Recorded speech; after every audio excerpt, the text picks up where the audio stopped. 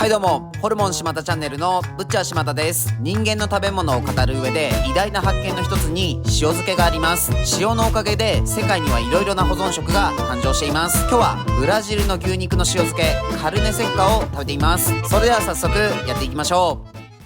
今日は以前群馬の大泉町のスーパー宝で購入したこちらを食べています。動画でも軽く触れましたが、こちらはブラジルの牛肉の塩漬けでカルネセッカと呼ばれる干し肉の一種です。同様の名前のものがメキシコにもあります。一旦パックから出してみましょう。ちょっと見た目は悪いですね。あまり食欲をそそらない色をしています。日本人の感覚からすると、これって食べて大丈夫なお肉なのか心配になりますね。表面には大量に塩が塗布されています。今までうちの動画でも中国のラーロや中東のパストゥルマ、アメリカのジャーキーなど干し肉の仲間をいろいろ紹介してきました。場所は違えど世界各地でお肉を乾燥させて保存する技術は研究されていたんですね。寒い国で長期にわたって保存したお肉を食べているのはなんとなく理解できますが、暖かいブラジルなどでこういったお肉を長期で保存するのって昔は特に難しそうですよね。なのでそこで登場したのが塩につける技術です。一般的に腐敗細菌の多くは塩分濃度約 5% で繁殖が抑制され、15% から 20% で繁殖不能になると言われています。塩漬けにすることによって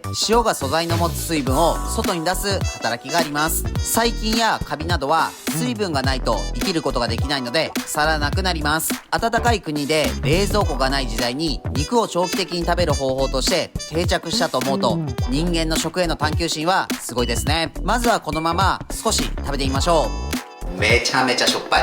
ほんの少しのかけらですが、これでご飯3杯はいけるくらいしょっぱいです。生で食べるものではないので、皆さんは火を入れて食べましょう。今日はこのカルネセッカを使ってブラジルのアホースデアウサとキベベを作ります。このままではさすがに料理として使うことは難しいので、水につけて塩を抜きます。何度か水を変えながら1日冷蔵庫に置いて塩を抜きます。1日経ったお肉がこちらです。最後水を捨てて水気を切ります。まずはお米を炊きます。ジャスミンライスを研いで塩を少し加えて炊きます。塩抜きしたお肉を細かくカットします。次に玉ねぎをスライスします。次に玉ねぎをみじん切りにします。パプリカを細かくカットします。トマトも細かくカットします。ベーコンもなるべく細かくします。次にバターナッツかぼちゃを半分にカットし、皮を剥いて種を取ったら1センチくらいにカットします。まずはキベベを作ります。野菜のカットが終わったら鍋に肉を入れてひたひたに水を入れて火にかけます。沸騰して軽く煮込んでアクがあれば取り除きます。茹で汁を少し残してお湯を捨てます。鍋にオリーブオイルをひいてベーコンと玉ねぎ半分を炒めます。玉ねぎがしんなりとしたらトマト、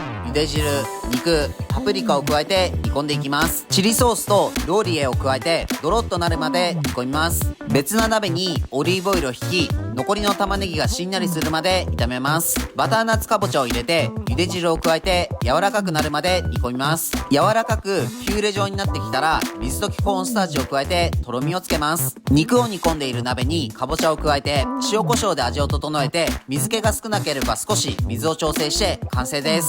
次にアホースダウサを作ります。フライパンにオリーブオイルをひいて肉をカリッと炒めます。一度肉を取り出し油を拭きます。肉を炒めたフライパンにおろしニンニク、玉ねぎを入れてしんなりするまで炒めていきます。そこに肉を戻し入れ全体を混ぜて完成です。お皿にご飯を盛り付けお肉をかけます。それでは早速食べてみましょう。いただきます。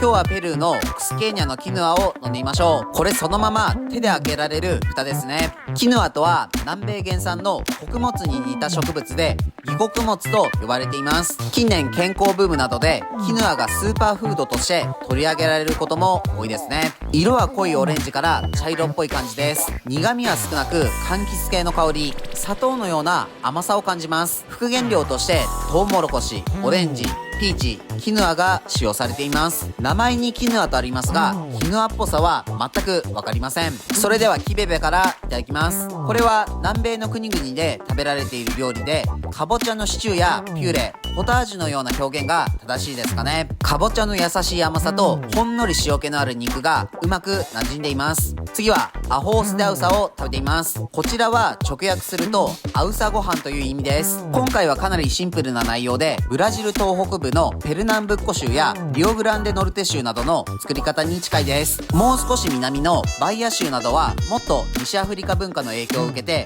お米をココナッツで炊いたり、具材にエビが入ったり、見た目にも豪華になります。同じ料理でも地域によって見た目や作り方が変わってくるなんて、やっぱり食文化って面白いですね。味は塩味の牛肉と玉ねぎとニンニクを油で炒めただけなので、割と想像しやすい味で、おそらくその想像の味で合ってます。牛肉の塩気に玉ねぎの甘みが、軽く塩を入れて炊いたジャスミンライスとよく合います。具材的にはブラジル版牛丼といってもいいかもしれません。もっとお肉をミキサーとかで細かくしても良かったですね。カルネセッカは常温でも長期保存が効くのも食材としてありがたいですね。今日も美味しかったです。ごちそうさまでした。はい、本日の動画は以上です。最後までご視聴ありがとうございます。カルネセッカいかがでしたか？最近改めて南米の料理面白いですね。もっと勉強します。自分たちは群馬県前橋市と高崎市でホルモン島田というホルモン屋をやっています。群馬には美味しいお肉を食べられるお店がたくさんあるので、もし群馬に来た際はいろいろ探してみてください。この動画がいいんだと思いましたらチャンネル登録、高評価よろしくお願いします。